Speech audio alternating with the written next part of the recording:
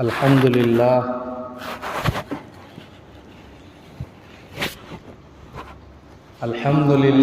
نحمده ونستعینه ونستغفره ونؤمن به ونتوکل علیہ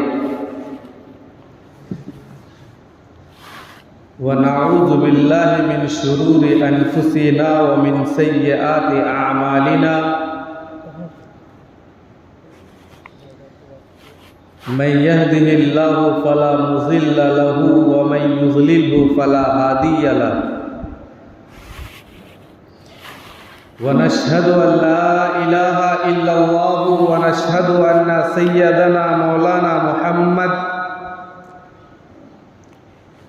وعلى آله وأصحابه وبارك وسلم تسليما كثيرا كثيرا اما بعد فاعوذ باللہ من الشیطان الرجیم بسم اللہ الرحمن الرحیم قل یا ایہا الناس انی رسول اللہ الیکم جمیعا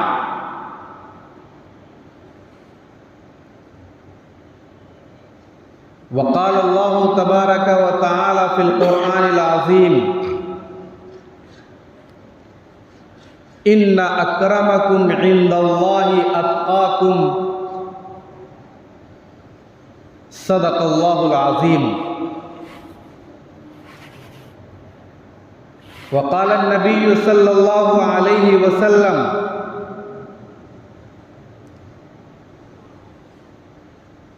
انما بعثت لأتمم مکارم الاخلاق وقال النبی صلی اللہ علیہ وسلم الدین یسر او کما قال علیہ الصلاۃ والسلام۔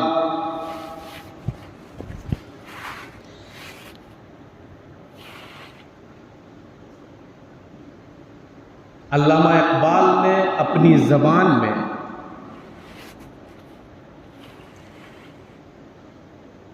حضور صلی اللہ علیہ وسلم کی تعریف، توصیف اور ستائش کرتے ہوئے لکھا تھا کہ نگاہ عشق و مستی میں وہی اول وہی آخر، وہی قرآن وہی فرقان وہی یاسین وہی طٰہٰ۔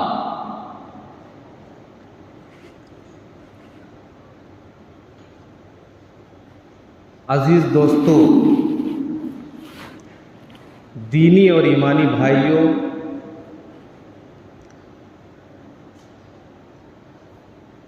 آج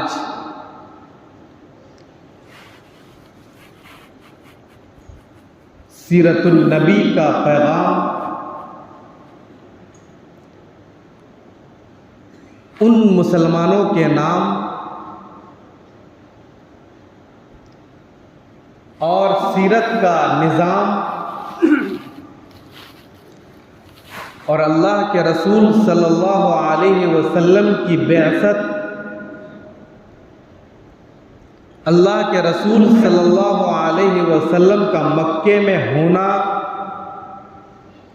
پھر ہجرت کر کے مدینے میں جانا اور جہاں نہ جا سکے وہاں اپنے صحابہ کرام کو بھیجنا، یہ صرف دین اسلام کا پہلا مشن اور شریعت محمدی قانون الہی کو ایک دوسرے تک پہنچانے کے لیے تھا۔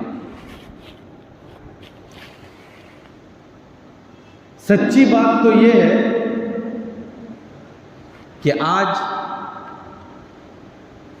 انسانیت سسک رہی ہے، آج انسانیت بلک رہی ہے، پکار رہی ہے، تڑپ رہی ہے۔ آج انسانیت کے دل کو زہر سے گھولا جا رہا ہے۔ آج انسانیت میں، معاشرت میں، سماجیات میں ایک دوسرے کا دشمن بنایا جا رہا ہے، اور اتنے زہر اور خطرناک ازدہے ان میں ڈالے جا رہے ہیں جس سے ایمان میں نقائص، رسول صلی اللہ علیہ وسلم کو نہ پہچاننا اور ان کی شریعت پر عمل نہ کرنا اور صحابہ کرام کے طریقے کو نہ اپنانا، یہ انسانیت کا شیوا بنا ہوا ہے۔ اور یہ بھی بات اظہر من الشمس ہے، روز روشن کی طرح آیا ہے۔ ہماری گناہگار آنکھیں روزانہ دیکھتی بھی ہوں گی کہ جس دور میں اللہ کے رسول صلی اللہ علیہ وسلم کی پیدائش ہوئی اور جس دور میں اللہ کے رسول صلی اللہ علیہ وسلم کو نبی بنایا گیا، وہ کوئی عام دور نہیں تھا۔ اس وقت بھی ایمانیات کی بولی لگائی جا رہی تھی، اس وقت بھی ہمارے ایمان کو ہمیشہ کے لیے مٹانے کی کوشش کی جا رہی تھی۔ اس وقت بھی انسانیت سسک رہی تھی، بلک رہی تھی، تڑپ رہی تھی، چیخ رہی تھی، چلا رہی تھی۔ اس وقت بھی انسانیت ایک دوسرے کے دشمن بنے ہوئے تھے، اس وقت بھی ایک دوسرے کے دشمنی کے ساتھ ساتھ ایک دوسرے کے خون کے پیاسے تھے۔ اس وقت انسانیت اس اوج کمال کو نہیں پہنچی تھی جس اوج کمال میں اللہ کے رسول صلی اللہ علیہ وسلم نے اپنی بعثت کے بعد انسانیت کو پہنچایا تھا۔ آج واقعتاً سرسری نگاہ سے بھی اگر دیکھا جائے، جو دور نبی صلی اللہ علیہ وسلم کی بعثت سے قبل زمانہ جاہلیت کا تھا، وہی دور آج ہمیں نظر آنے لگا ہے۔ یہ کوئی ڈھکی چھپی بات نہیں ہے اور سچی بات ہے کہ اللہ کے رسول صلی اللہ علیہ وسلم نے جن مشکلات میں، جن مصائب سے الجھ کر، جن حضرات سے الجھ کر اللہ کے رسول صلی اللہ علیہ وسلم نے دین کی تبلیغ کیا تھا، ایک آیت کو پہنچانے میں کئی دن لگائے تھے، اور کبھی چھپ کر عبادتیں کیا کرتے تھے تو کبھی اعلان ہونے لگا۔ آج وہی دور، اللہ کے رسول کی بعثت کیوں کی گئی تھی؟ اللہ کے رسول کو نبی کیوں بنایا گیا تھا؟ اللہ کے رسول پر قرآن کیوں نازل کی گئی تھی؟ قرآن کریم میں آیتیں کھول کھول کر کیوں بیان کی گئی ہیں؟ احادیث میں اللہ کے رسول نے کیوں بیان کیا ہے؟ اللہ کے رسول نے ہم جیسے گناہگاروں کے لیے معراج میں دعا کیوں کیا تھا؟ اللہ کے رسول نے ہم جیسے گناہگار کے لیے شفاعت کیوں کریں گے؟ اللہ کے رسول صلی اللہ علیہ وسلم ہم جیسے گناہگاروں کے لیے جا بجا اپنی احادیث میں بھی، قرآن کی آیتوں سے بھی ہم جیسے گناہگاروں کی تعریف کیوں کریں گے؟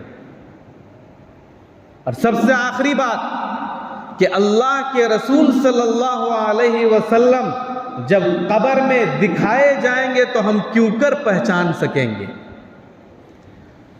اور اس سے بڑی بات، جب اللہ کے رسول صلی اللہ علیہ وسلم میدان حشر میں ہوں گے، شفاعت کا دعویٰ کر رہے ہوں گے اور تمام نبیوں کی نگاہیں اللہ کے رسول کی طرف ٹکی ہوں گی، تو آپ کون سا منہ لے کر جائیں گے؟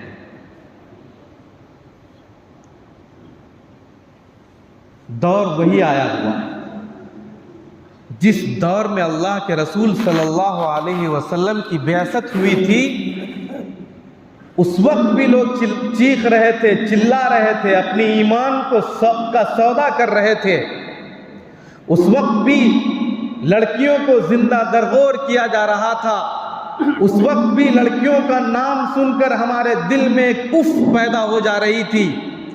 اس وقت بھی ہمارے حالات سے، اس وقت کے حالات اس سے بدترین تھے۔ اس وقت بھی ہم ایک دوسرے کے خون کے پیاسے تھے۔ اس وقت بھی ظلم کے پہاڑ توڑے جا رہے تھے۔ اور آج بھی وہی دور جو نبی صلی اللہ علیہ وسلم کی بعثت سے قبل تھا، جن کو مٹانے کے لیے نبی کو نبی بنایا گیا، جن کو مٹانے کے لیے نبی کو قرآن کریم کی آیتیں دی گئی، آج وہی دور آ کھڑا ہے۔ فیصلہ آپ کے ہاتھ میں ہے کہ کون سا کام کرنے سے انسان اللہ کے رسول صلی اللہ علیہ وسلم کا سچا اور پکا عاشق بنے گا۔ پوری دنیا جانتی ہے کہ نبی آخری نبی ہیں، اور ان کے بعد کوئی نبی نہیں آئے گا۔ نبی پر جو کتاب نازل کی گئی وہ آخری کتاب ہے، اس کے بعد کوئی کتاب نازل آسمان سے نہیں کی جائے گی۔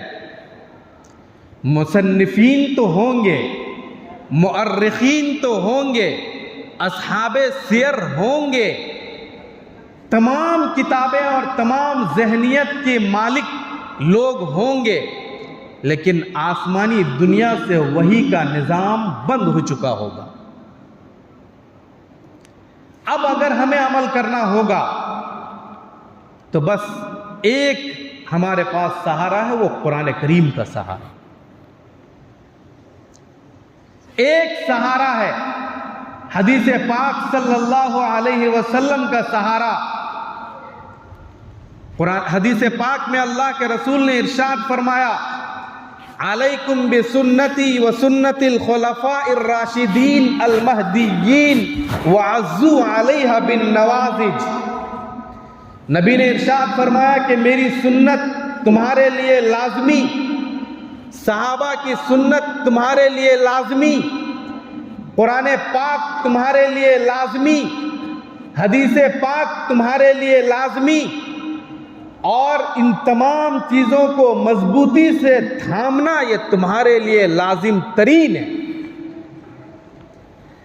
جب جب اس امت نے قرآن کریم کو چھوڑا،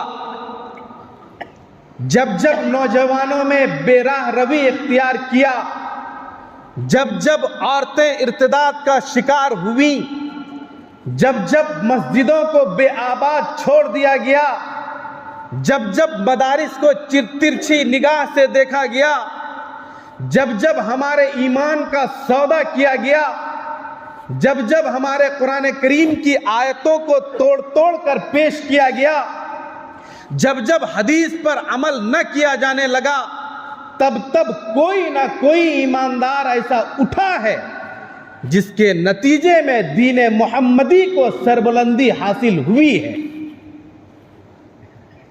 وہ انقلاب، جس انقلاب کے نتیجے میں اللہ کے رسول صلی اللہ علیہ وسلم کو مکہ مکرمہ سے جب مدینہ منورہ چلے گئے، اور مدینہ منورہ میں سب سے پہلا کام اللہ کے رسول نے کیا کہ مسجد تعمیر کیا۔ وہ مسجد، جس مسجد کا نام اور جس کی بنیاد تقوی پر رکھی گئی، اس مسجد کی بنیاد تقوی پر رکھی گئی۔ کوئی نمازی، کوئی عمرہ کرنے والا اور کوئی حاجی ایسا نہیں ہو سکتا ہے کہ مدینہ منورہ جائے اور مسجد قباء میں 2 رکعت نماز ادا نہ کرے۔ جس مسجد کی بنیاد تقوی پر رکھی گئی ہو، جس شریعت کی بنیاد ایمانداری پر رکھی گئی ہو، جس قرآن کی بنیاد سچائی پر رکھی گئی ہو، عدل اور انصاف پر رکھی گئی ہو، جس قوم کے لیے وہ قرآن نازل کی گئی ہو، وہ قوم نہ جانے آج اس قرآن سے کتنے دور چلی گئی ہے۔ جس قوم کی جڑ میں قرآن ہونا چاہیے، جس قوم کے سینے میں اور اس کے ذہن میں قرآن کی تعلیمات ہونی چاہیے، وہ قوم آج قرآن سے کوسوں دور بھاگی ہوئی ہے۔ میں نے قرآن کریم کی آیت تلاوت کی حضور پاک علیہ السلام کے سلسلے میں کہ اللہ کے رسول نے دعویٰ کیا قرآن کریم کے حوالے سے کہ قُلْ يَا أَيُّهَا النَّاسِ إِنِّي رَسُولُ اللَّهِ إِلَيْكُمْ جَمِيعًا۔ ہم پھنسے ہوئے ہیں فرقہ واریت میں۔ اللہ کے رسول نے ناس کا لفظ استعمال کیا قرآن کریم میں اللہ رب العزت نے، اور کہا کہ اے لوگو، میں تم تمام کی طرف نبی بنا کر بھیجا گیا ہوں، وہ بدھسٹ کی طرف، جین کی طرف، عیسائی کی طرف، سناتن دھرمیوں کی طرف میں نبی بنا کر بھیجا گیا ہوں۔ ویدوں میں اس کا تذکرہ، بائبل میں اس کا تذکرہ موجود ہے، اور بعد کے لوگوں میں انہوں نے تذکرہ کیا ہے۔ آج ہماری جو حالات اس دنیا میں نظر آتی ہے، ہم اتنے دور اس سے ہو چکے ہیں کہ سچی بات تو یہ ہے کہ ہم پر ظلم کے پہاڑ جو توڑے جا رہے ہیں وہ ہمارے ہاتھوں کی کمائی کا نتیجہ ہے۔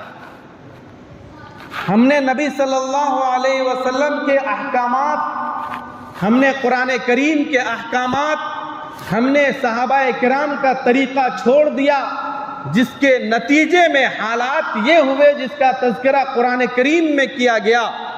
ظہر الفساد فی البر والبحر بما کسبت ایدی الناس۔ زمین میں بھی کرپشن مچ چکا ہے، آسمانی دنیا میں بھی کرپشن مچ چکا ہے، ہمارے دل بھی کرپٹڈ ہو چکے ہیں، ہماری سوچ بھی کرپشن کا شکار ہو چکی ہے۔ ہمارے حالات اب ایسے حالات اچھے نظر نہیں آ رہے ہیں جن کے نتیجے میں ہم اپنے ایمان کو بچا سکیں۔ سب سے پہلی تیاری ہمیں یہ کرنی چاہیے مشن رسول سے کہ اللہ کے رسول کو جو سب سے پہلا مشن دیا گیا تھا وہ تعلیم کا تھا۔ غار حرا میں اللہ کے رسول صلی اللہ علیہ وسلم کو پہلا مشن جو دیا گیا وہ تعلیم کا تھا، جس تعلیم کے نتیجے میں اللہ کے رسول نے اخلاقیات کی تعلیم دیا، جس تعلیم کے نتیجے میں اللہ کے رسول نے نماز کی تعلیم دیا، جس تعلیم کے نتیجے میں اللہ کے رسول نے صحابہ کرام کو اکٹھا کیا، جس تعلیم کے نتیجے میں اللہ کے رسول نے ایمان کو روشن کیا، جس تعلیم کے نتیجے میں اللہ کے رسول نے مساجد کو تعمیر کیا، جس تعلیم کے نتیجے میں اللہ کے رسول نے عورتوں کو حکم بانٹا، جس تعلیم کے نتیجے میں اللہ کے رسول صلی اللہ علیہ وسلم نے پوری انسانیت کو ایمانیات کی، سماجیات کی، معاشیات کی، معاشرت کی تعلیم دیا، جس کے نتیجے میں اسلام ببانگ دہل اعلان کرتا ہے کہ عدل کا پیغام اسلام نے عام کیا، اور 8 ہجری میں اللہ کے رسول نے اپنی زبان مبارکہ سے فرمایا لا تثریب علیکم اليوم وانتم الطلقاء۔ وہ نبی جس نبی پر کفار مکہ نے ظلم پر ظلم ڈھائے، وہ نبی جس نبی پر کفار قریش نے ظلم ڈھائے، وہ نبی جن کے دندان مبارک کو شہید کیا گیا، وہ نبی جن کے لیے کانٹے بچھائے گئے، وہ نبی طائف کی وادی میں جن کے لیے پتھروں کی برسات کی گئی، وہ 8 ہجری میں اعلان کرتے ہیں اور ببانگے دہل یہ کہتے ہیں کہ اسلام عدل کا معاملہ کرتا ہے، انصاف کا معاملہ کرتا ہے اور مساوات کا پیغام دیتا ہے۔ اور اتنا ہی نہیں بلکہ اللہ کے رسول صلی اللہ علیہ وسلم نے جو ظلم جھیلے ہیں اس دین محمدی کو پھیلانے کے لیے، اور جو سنگلاخ وادی وہاں کی ہے، جو حجاج کرام گئے ہوں گے انہوں نے اپنی نگاہوں سے دیکھا ہوگا کہ طائف، پورا طائف، بلکہ مکہ مکرمہ سے لے کر طائف کی وادی پوری کی پوری پہاڑ ہے، جس کو آج کی حکومت جو وہاں کی محمد ابن سلمان کی ہے، اس نے روڈوں کو، پہاڑوں کو کاٹ کر روڈ بنوایا۔ آج ہم اور آپ ایسی وادی میں نہیں چلتے ہوں گے جس وادی میں اللہ کے رسول صلی اللہ علیہ وسلم چلے تھے، جن کے چلنے کے نتیجے میں جن کے پاؤں مبارک پر زخم ہو جایا کرتا تھا۔ اور آج ہمیں نہ جانے کون کون سی آشائشیں اللہ کی جانب سے نہیں ملی ہیں، کون سا ایسا آرام ہے جن سے ہم فائدہ نہیں اٹھائے ہیں۔ وہ آشائش، چاہے وہ پنکھے کی آشائش ہو، جب پہلی وہی آئی تھی تو غار حرا میں کوئی پنکھا کا سسٹم نہیں تھا، جب وحی کو پھیلا رہے تھے اللہ کے رسول صلی اللہ علیہ وسلم تو سورج کی تمازت اتنی ہی تھی۔ جب اللہ کے رسول صلی اللہ علیہ وسلم صحابہ کرام کے درمیان ایمانیات کی بات کر رہے تھے، حدیث کی بات کر رہے تھے، قرآن کریم کی بات کر رہے تھے، قانون الہی کی بات کر رہے تھے، تو اس وقت کوئی پنکھے کا سسٹم یا اے سی کا لائن نہیں تھا۔ اتنے مشکلات حالات میں اللہ کے رسول صلی اللہ علیہ وسلم نے اس دین کو پھیلایا اور بڑی آسانی کے ساتھ ہم نے اس کو اپنے پاؤں تلے رون دیا۔ آج ہماری حالت، میں نے پہلے ہی کہا تھا کہ وہ سسکتی ہوئی انسانیت میں بعثت کیے گئے، جس وقت پوری انسانیت سسکت رہی تھی، کرا رہی تھی، چلا رہی تھی کہ کوئی مددگار ہو، اس وقت اللہ کے رسول صلی اللہ علیہ وسلم کو نبی بنایا گیا۔ اور اس کے بعد آج کے حالات کو اگر دیکھا جائے تو وہی حالات نظر آتے ہیں جو حالات زمانہ جاہلیت میں تھے۔ ہمارا نوجوان ویسے ہی آوارہ، ہمارا نوجوان شرابیں پی پی کر لڑکیوں کو ترچھی نگاہ سے دیکھنے والا، ہمارا نوجوان جس کے ہاتھ میں قرآن کریم کی آیتیں اور زبان میں قرآن کریم کی آیتیں، سر پر قرآن کریم ہونا چاہیے تھا، وہ نوجوان اپنے ہاتھوں میں شرابوں کی بوتل پی پی کر دوسروں کے درمیان اپنے ایمان کی گندی نمائش کرتا ہے۔ اور وہ نوجوان طبقہ جن کا تعلق عورتوں سے ہے، جنہوں نے اپنے کردار اور اپنے اخلاق کو اس طرح بیچا کہ نہ جانے کتنی ہماری بہنیں ارتداد کا شکار نظر آنے لگی۔ جس کے سینے میں کل تک قرآن تھا، جس بیٹی کے سینے میں، جس بیٹی کی زبان سے کل تک لا الہ الا اللہ کی بول تھی، آج وہ بیٹی، وہ ماں، وہ عورت، وہ بہن کسی دوسرے کا شکار بن کر اسلامی قانون کو اور نظام کو اور قرآن کو چھوڑ کر کہیں دوسرے کے حوالے جا رہی ہے۔ یہی وہ بنیاد تھی جن کے نتیجے میں اللہ کے رسول صلی اللہ علیہ وسلم نے پوری دنیا کے لوگوں کو یہ دعوت دی تھی کہ میں تم تمام کی طرف نبی بنا کر بھیجا ہوں۔ قرآن کریم، حدیث پاک کے ایک الفاظ سن لیجئے۔ حدیث میں کہا گیا کہ آج اگر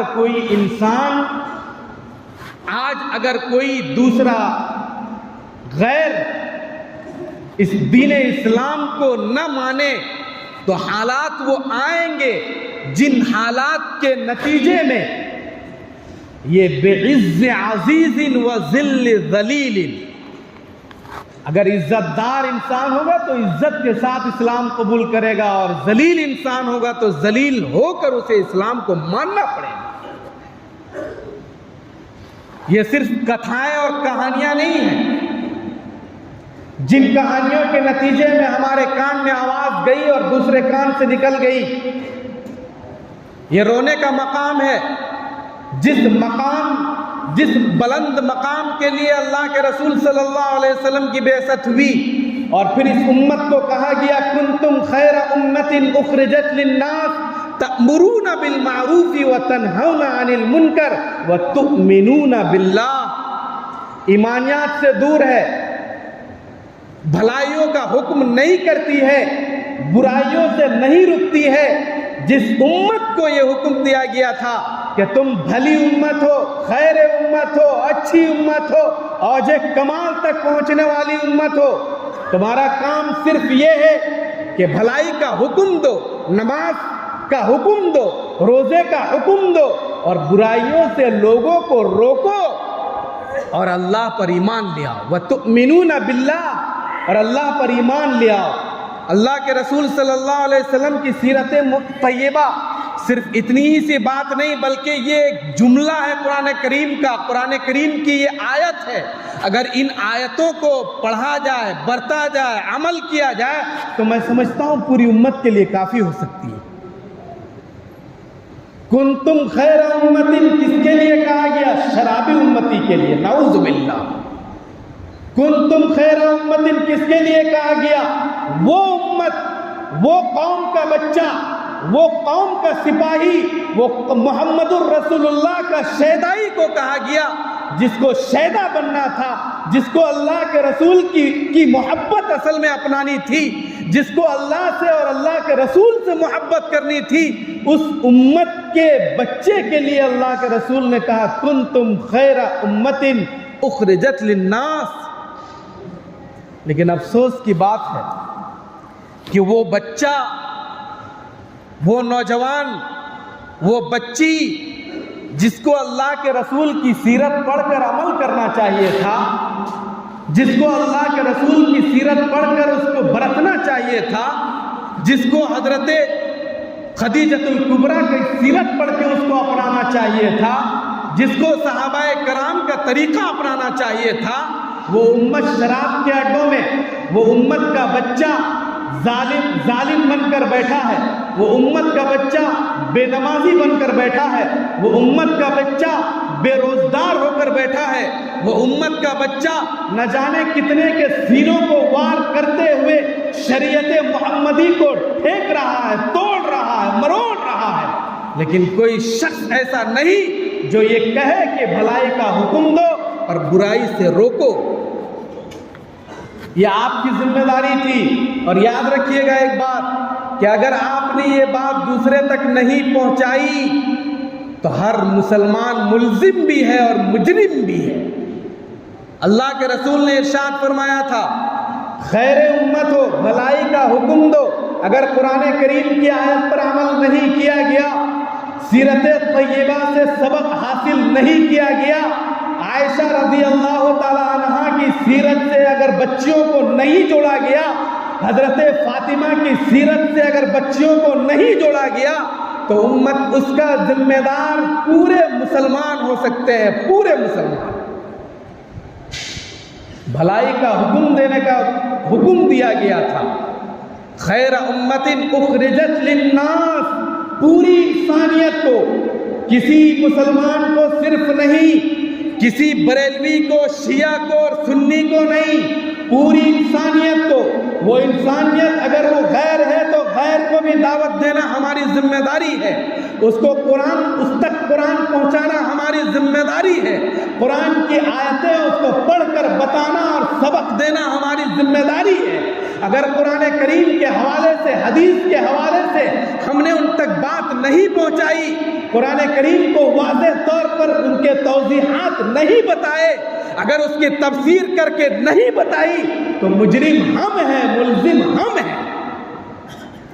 ورنہ سچی بات ہے کہ امت کرا رہی ہے، چیخ رہی ہے، چلا رہی ہے، آپ کے سبق کا انتظار کر رہی ہے۔ مسلمانوں، اب وہ دور نہیں جس دور میں آپ کو چپ کر کے بیٹھنے سے کام چل جائے گا۔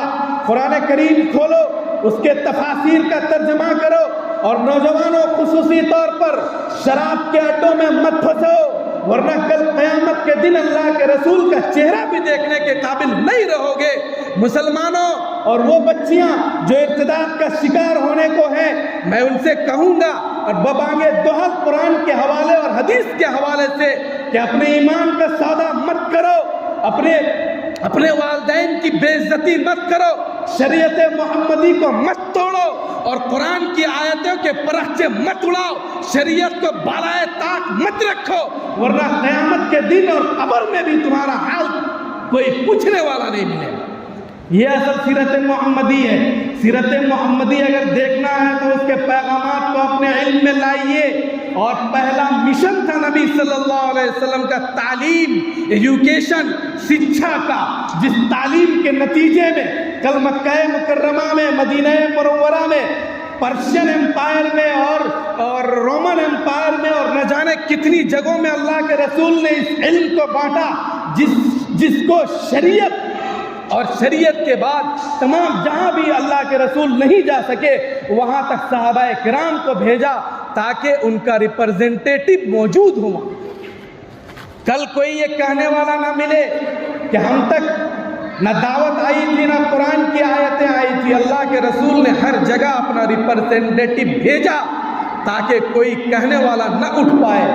مسلمانوں، کل قیامت کے دن تم سے سوال کیا جائے گا کہ تم نے اپنے بچوں کی صحیح تربیت کی تھی یا نہیں. مسلمانوں، تم سے سوال کیا جائے گا کہ تم نے اپنے بچوں کو ظلم سے روکا تھا یا نہیں. مسلمانوں، تم سے سوال کیا جائے گا کہ تم نے قرآن کریم کی تلاوت کی تھی یا نہیں. مسلمانوں، تم سے سوال کیا جائے گا کہ قرآن کریم کی آیتیں تم نے پڑھی تھی یا نہیں. مسلمانوں، تم سے سوال کیا جائے گا کہ تم نے قرآن کریم کی آیتوں کو اپنی زندگی میں برتا تھا یا نہیں. تمام چیزوں کا سوال کیا جائے گا، ہر لمحے کا سوال کیا جائے گا اور ہر شخص سے کیا جائے گا. اور سب سے پہلا سوال ہوگا من رب کا. سوال تو آؤٹ ہے لیکن کوئی سوال کا جواب دینے والا ایسا آدمی نہیں ملے گا.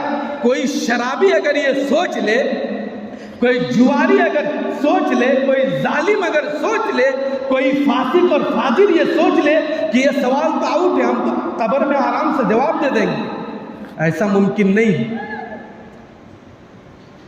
ایسا ممکن نہیں ہے کہ آپ شریعت محمدی کو توڑ مروڑ کر پیش کریں. ایسا ممکن نہیں ہے کہ آپ صحابہ کرام کا طریقہ اختیار نہ کریں. ایسا ممکن نہیں ہے کہ آپ قرآن کی آیتیں پڑھ کر دوسرے تک نہ پہنچائیں، اسے زندگی میں نہ برتیں اور آپ کے جوابات آپ کو قبر میں مل جائیں گے. ایسا ممکن نہیں. ہماری زبان الگ ہو سکتی ہے. اللہ کے رسول نے مساوات کی تعلیم دیا تھا.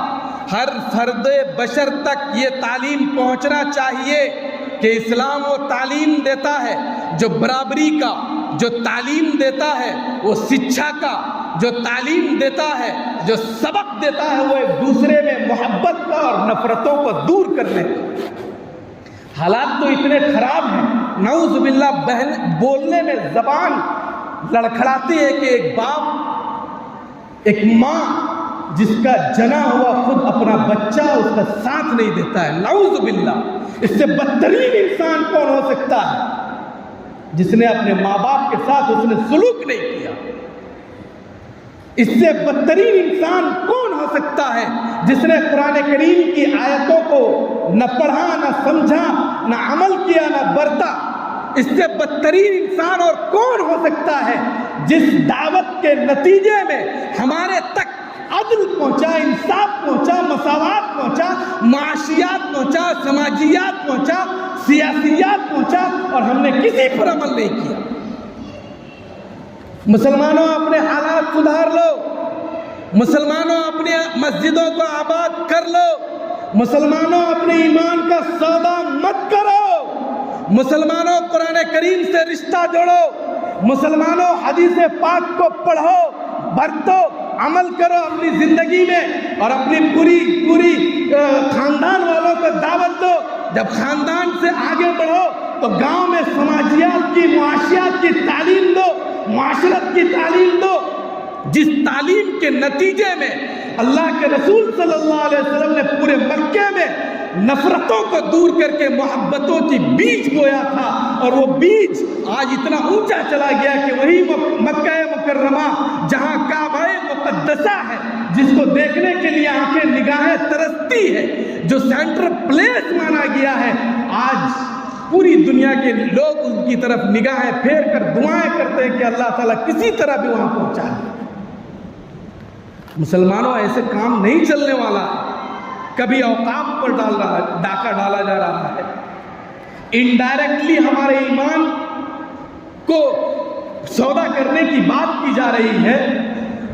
ہمارے قرآن کے پرچے اڑائے جا رہے ہیں، حدیث پاک سے دور کیا جا رہا ہے، احادیث سے دور کیا جا رہا ہے اور ہمارا نوجوان آج بھی نشے میں لت ہو کر دوسروں کی برائیاں اور گالی گلوچ کرتا رہے گا.